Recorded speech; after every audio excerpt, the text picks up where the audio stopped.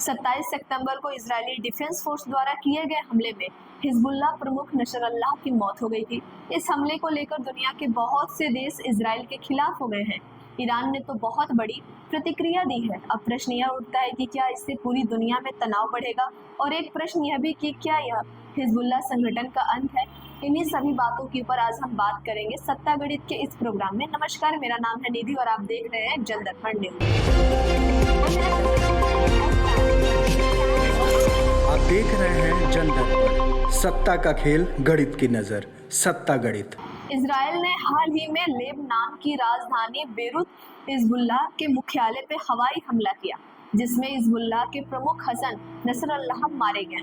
यह हमला 27 सितंबर को इजरायली डिफेंस फोर्स द्वारा किया गया था, जिसमें उन्होंने बंकर बस्टम बॉम्ब का इस्तेमाल किया। नसरल्लाह की मौत की पुष्टि इजराइल और हिजबुल्लाह दोनों पक्षों की है।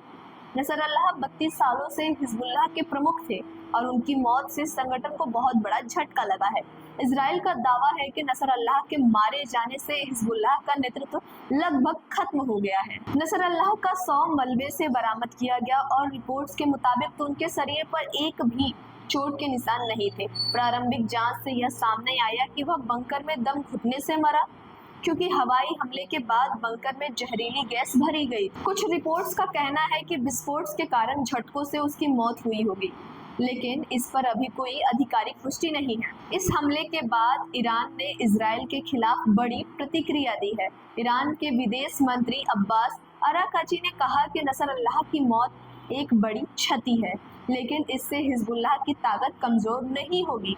अराकाची ने इजराइल को खुली धमकी देते हुए कहा कि अब हिजबुल्लाह की ताकत की कोई सीमा नहीं रहेगी और इजराइल को इसका गंभीर अंजाम भुगतना पड़ेगा। उन्होंने यह भी कहा कि हिजबुल्लाह और भी मजबूत होकर उभरेगा, जैसे पहले भी संगठन ने अपने नेताओं की मौत के बाद ताकत पाई है।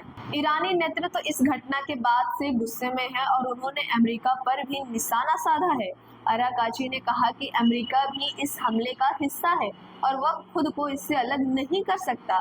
ईरान का कहना है कि वह लेबनान के साथ खड़ा रहेगा और मारे गए लोगों का बदला जरूर लिया जाएगा। इस हमले के बाद हिजबुल्लाह ने तुरंत अपने नए नेता की घोषणा कर दी। हिजबुल्लाह की कमान अब हाशिम सफीउद्दीन के हाथों में है, जो नसरल्लाह के रिश्ते में चचेरे भाई हैं।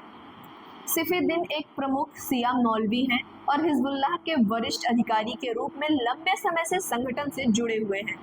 उनकी नियुक्ति के बाद माना जा रहा है कि हिजबुल्लाह फिर से अपना नेतृत्व मजबूत करेगा और ईरान से समर्थक लेकर नए सिरे से अपनी ताकत बढ़ाने का प्रयास करेगा। इजराइल के इस हमले को लेकर क्षेत्र में तनाव बढ़ गया है। हिजबुल्लाह समर्थन समूह और ईरानी नेतृत्व लगातार इजराइल को धमकी दे रहे हैं। वहीं इजराइल की सेना ने भी साफ कर दिया है कि वो जो भी देश या संगठन इजराइल को खतरा बनाएगा, उसे इसी तरह का जवाब दिया जाएगा। IDF ने तो साफ किया कि यह उनकी क्षमता का अंत नहीं है। अगर जरूरत पड़ी तो आगे भी ऐसे हमले जारी रहेंगे। इस घटना के बाद इजराइल और लेबनान के बीच हालात और बिगड़ सकते हैं। इजराइल का कहना है कि वह अपनी सुरक्षा के लिए कोई भी कदम उठाने से पीछे नहीं हटेगा, जबकि हिजबुल्लाह और ईरान इस हमले का बदला लेने के लिए तैयारी कर रहे हैं। तो इस पर क्या है आपकी राय, हमें जरूर बताएं।